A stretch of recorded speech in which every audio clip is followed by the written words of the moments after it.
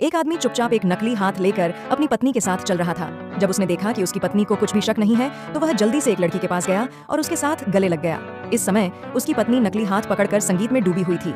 एक पास के भिखारी ने यह दृश्य देखा और जल्दी से आगे बढ़कर उसकी पत्नी को पीछे देखने के लिए कहा, लेकिन उसकी पत्नी हेडफोन पहने हुए थी और कुछ भी सुन नहीं पा रही थी। भिखारी ने जल्दी से उसके हाथ की ओर इशारा किया, लेकिन इस दृश्य को आदमी ने देख लिया और जल्दी से अपनी पत्नी के पास गया और नकली हाथ को फेंक दिया और भिखारी को चेतावनी दी कि वह ऐसा न करे। इसके बाद आदमी अपनी पत्नी को लेकर जाने लगा, लेकिन भिखारी ने जल्दी से कुछ पैसे निकाले और उनके पीछे दौड़ लगाई और कहा कि उसकी पत्नी का पैसा गिर गया है। भिखारी के अजीब व्यवहार ने उसकी पत्नी को संदेह में डाल दिया और उसने पैसे ले लिए। रात में जब उसकी पत्नी सो रही थी तो आदमी ने एक नकली पुतले को बिस्तर पर रख दिया और खुद नीचे आया और दरवाजा खोलकर एक लड़की को अंदर बुलाया। दोनों ने मिलकर उसकी पत्नी के सामान को पैक करना शुरू कर दिया, लेकिन तभी उसकी पत्नी नीचे आ गई और आदमी को देखकर हैरान हो गई।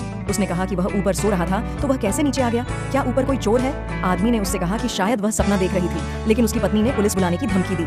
आदमी ने उससे कहा कि वह ऊपर जाकर देखेगा कि क्या हुआ है।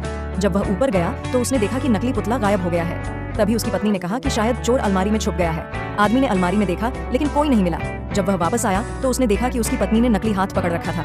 उसकी पत्नी ने उससे कहा कि वह जानती है कि वह उसे धोखा दे रहा था और उसने उसे पकड़ लिया है। उसने आदमी को अलमारी में बंद कर दिया और पुलिस को बुला लिया। बेटा, मुझे देखकर इग्नोर मत करना। इस बार जो भी एग्जाम में पास होना चाहता है मैं पास कर दूंगी, मगर मेरा भी एक काम करना होगा। तुम्हें इस वीडियो को एक लाइक और चैनल को सब्सक्राइब करना होगा और 5 सच्चे मित्र को शेयर करना होगा और मेरे बेटे जाते जाते कमेंट में सरस्वती माँ लिख दो।